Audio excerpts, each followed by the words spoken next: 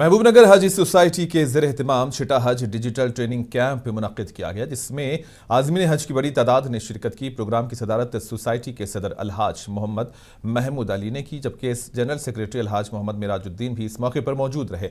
तकरीब में दिल्ली से तशरीफ लाए मेहमानान खुसूसी और चीफ ट्रेनिस मोहम्मद मोनिस खान ने आज़मीन हज को डिजिटल निज़ाम, हज के मुख्तलिफ मराहिल के बारे में तफसीली रहनुमाई फराहम की। कैंप के दौरान शुरका को अमली तरतीब भी दी गई, जिसमें ऑनलाइन फॉर्म की तकमील और दीगर ज़रूरी उमूर शामिल थे। मुंतज़िमीन के मुताबिक ऐसे तरबियती प्रोग्राम्स आज़मीन हज के लिए निहायत मुफीद साबित हो रहे हैं।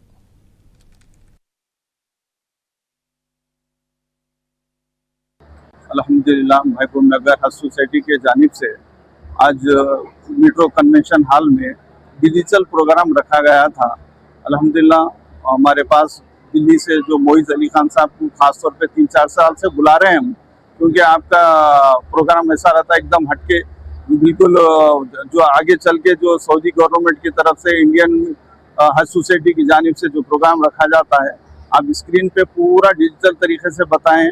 और आगे भी हम भी ये प्रोग्राम चल रहा है, इसमें भी डिजिटल तरीके से यहाँ से एयरपोर्ट से हज हाउस से वहाँ से फिर आपको जिद्दा से अजीजिया से हज का किस तरीके से हज का मैप वगैरह सो पूरे स्क्रीन पे पूरे हर तरीके से बताया, क्योंकि आगे चल के ये जो देख लेके जाते हैं हाजियों को आगे काम आता हो।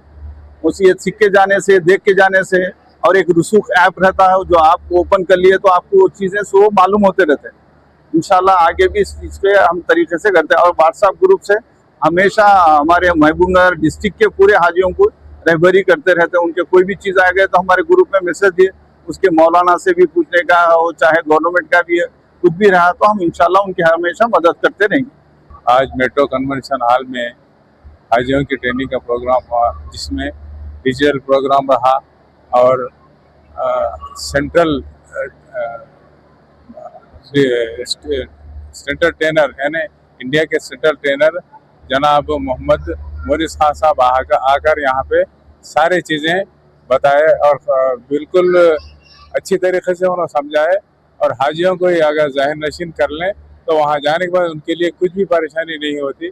और ये जो प्रोग्राम चल रहा है हमारे सोसाइटी मेंबर की जानिब से, ये हर शख्स इतनी मेहनत कर रहा है, उसमें ख़ास तौर पे हमारे रफ़ीक़ुर रहमान साहब, अरशद अली और महमूद अली साहब और मेरा साहब, बहुत सारे लोग यहाँ पे कोशिश कर रहे हैं।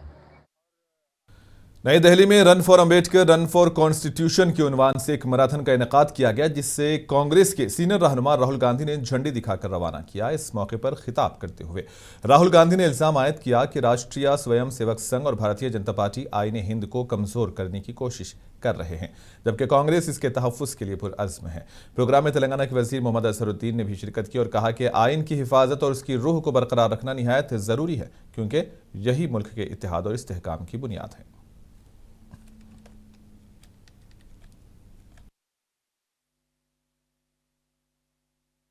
इंडिया में नहीं, मेरे ख्याल में पूरे दिल्ली में नहीं, पूरे भारत में मैराथन होना चाहिए।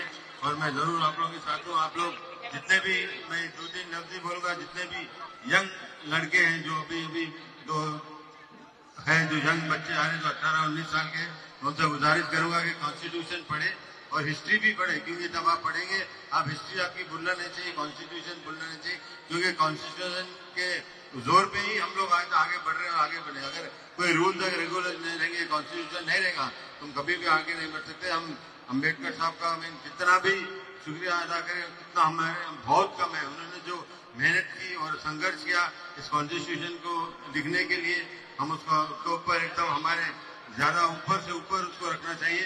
और मैं आपसे एक लोग ये कहूँगा, ये कॉन्स्टिट्यूशन लिखा गया है इंडिया के लिए, मगर हम लोग सब मिलके जुल के अगर काम करेंगे तो हम आगे बढ़ सकते हैं। अगर हम सब मिलजुल के रहेंगे तो ये कॉन्स्टिट्यूशन हर बार बरकरार रहेगा और आगे चल के भी हमको रूल्स बताएगा, क्योंकि हम कॉन्स्टिट्यूशन को आगे बढ़ाना चाहिए, क्योंकि उसको सेव करना चाहिए, क्योंकि आज खतरे में, जैसे गौतम सर ने खतरे में कहा है।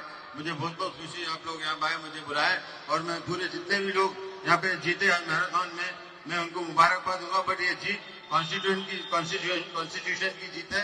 100% इंडिविजुअल तो है, बट ओवरऑल अगर आप रुकेंगे तो हमारे कॉन्स्टिट्यूशन की जीत है और अम्बेडकर साहब की जीत है। मैं जितने भी लोग हैं, मैं अम्बेडकर जयंती की बहुत बहुत मुबारकबाद देता हूँ। मुझे बहुत खुशी हो रही। अम्बेडकर जी का मैसेज, मेन जो मैसेज था, संविधान का मैसेज था, और संविधान के बिना जिस चीज को हम इंडिया कहते हैं वो नहीं होता। और आज जो आरएसएस, बीजेपी की सोच के जो लोग हैं वो अंबेडकर जी और हिंदुस्तान के संविधान को खत्म करना चाहते हैं। ये बाकी सब जो भी बोलते हैं, ये सारा का सारा सिर्फ संविधान को खत्म करने का काम है। इनका लक्ष्य सिर्फ संविधान को मिटाने का है, क्योंकि ये नहीं चाहते कि हिंदुस्तान में सब लोगों को एक जैसा माना जाए। हैदराबाद में बैनुल-अक़वामी जोग्राफियाई सियासत की तश्कील-ए-नौ में ईरान का किरदार के मौजू पर एक कौमी सेमिनार मुनक़िद हुआ, जिसमें माहिरीन और सिफारतकारों ने शिरकत की। सेमिनार से खिताब करते हुए दिल्ली के साबिक़ लेफ्टिनेंट गवर्नर नजीब जंग ने कहा कि ईरान आलमी हालात में बेहतरी के लिए 10 नुकाती मनसूबा पेश करके अमन के क़याम की कोशिश कर रहा है। उन्होंने कहा कि अमरीका और इसराइल की जानिब से ईरान के खिलाफ जंगी माहौल पैदा करके इसे शिया सुन्नी तनाज़े में तब्दील करने की कोशिश की गई, ताहम वो इसमें नाकाम रहे। तकरीब में वज़ारत ख़ारजा के साबिक़ सेक्रेटरी डॉक्टर आसिफ सईद बतौर मेहमान खुसूसी शरीक हुए। मुक़र्रिरीन ने आलमी दबाव के बावजूद ईरान की मज़ाहिमत और उसके किरदार पर तफसीली तबादले ख्याल किया। इसी बीच शिया आलिम आगा मुजाहिद हुसैन ने अमरीका ईरान जंग बंदी मुज़ाकरात पर तबसरा करते हुए कहा कि 2 हफ्तों की जंग बंदी अंदरूनी दबाव का नतीजा हो सकती है और इससे मुस्तकिल हल की तवक्को कम है।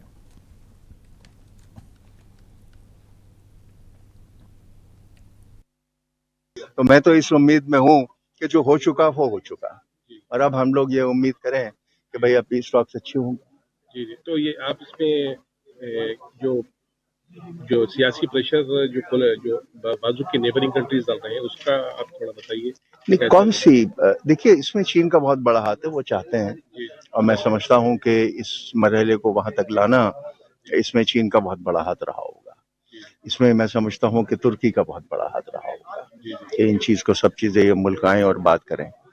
लेकिन और पीछे क्या क्या हो रहा है, ये तो सब देखिए अखबार की बातें हैं, आप भी सुन रहे हैं, मैं भी सुन रहा हूँ, लेकिन इसमें सच्चाई क्या, ये किसी को मालूम होता नहीं है। अमेरिका में क्या बातें वाशिंगटन में हो रही हैं आपस में, वो किसी को नहीं मालूम। लेकिन यही है कि हम लोगों को इस वक्त भरोसा करना चाहिए और ये उम्मीद करनी चाहिए। अब रही बात हिंदुस्तान की, क्या अभी कुछ इंडिया अभी भी कुछ जगह बची है कि डिप्लोमेसी का? नहीं, देखिए, डिप्लोमेसी हमेशा होती है, और हिंदुस्तान के बहुत पुराने ताल्लुकात ईरान से हैं, और हमारी पॉपुलेशन के बहुत बड़े, आप ये देख रहे हैं सब जज्बा लोगों में कि कितनी सहानुभूति है ये ईरान के लिए।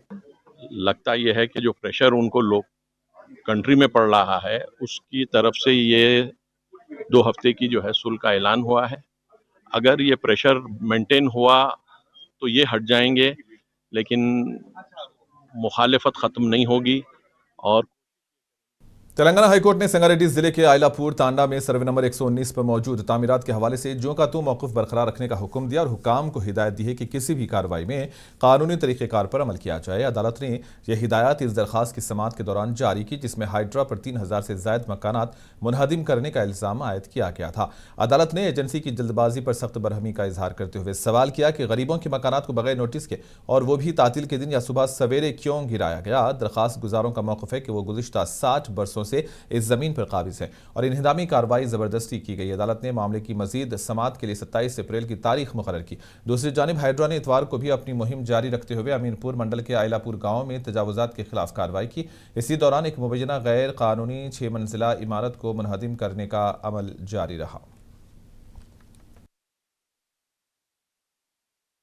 हैदराबाद रेन बाजार पुलिस स्टेशन के हुदूद में जराइम की रोकथाम के लिए खुसूसी सर्च ऑपरेशन अंजाम दिया गया। पुलिस हुक्काम की हिदायत पर किए गए इस ऑपरेशन के दौरान टीमों ने कब्रिस्तानों और दीगर सुनसान मुकामात पर तलाशी मुहिम चलाई ताकि मंशियात के इस्तेमाल और गैर कानूनी सरगर्मियों पर काबू पाया जा सके। ये कार्रवाई इंस्पेक्टर सी नेताजी की निगरानी में अंजाम दी गई, जिसमें पुलिस एहलकारों ने मुख्तलिफ इलाकों में सख्त चेकिंग की। हैदराबाद सिटी पुलिस के मुताबिक अमन अमान को बरकरार रखने और जराइम की रोकथाम के लिए रात के वक्त चेकिंग में मजीद शिद्दत लाई गई, जबकि आइंदा भी ऐसे अचानक ऑपरेशन जारी रहेंगे। हैदराबाद के इलाके शिवरामपल्ली में इतवार को एक गोदाम में अचानक आग भड़क उठी, जिससे इलाके में खौफ और हिरास फैल गया। इब्तदाई इत्तलात के मुताबिक सरोवर रेड्डी कॉलोनी राजेंद्र नगर सर्कल में वाकई एक गोदाम में सजावट के सामान भरकर रखे गए थे, जहां प्लास्टिक फ्लेक्स, बैनर्स और थर्माकोल जैसी आतिशगीर अशिया की मौजूदगी के बायस आग तेजी से फैल गई। शोलों ने कुछ ही देर में शिद्दत इख्तियार करते हुए करीबी रिहायशी मकान को भी अपनी लपेट में ले लिया, जिससे मुकामी लोगों में तशवीश की लहर दौड़ गई।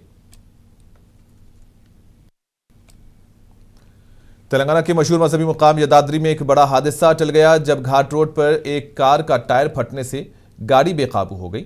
और इतलात के मुताबिक हैदराबाद से ताल्लुक रखने वाला एक खानदान दर्शन के बाद पहाड़ी से नीचे उतर रहा था कि अचानक कार का टायर फट गया, जिसके बायस गाड़ी कंट्रोल से बाहर होकर हिफाजती दीवार से जा टकराई। खुशकिस्मती से इस वाक़े में कोई जानी नुकसान नहीं हुआ है, ताहम गाड़ी को नुकसान पहुंचा।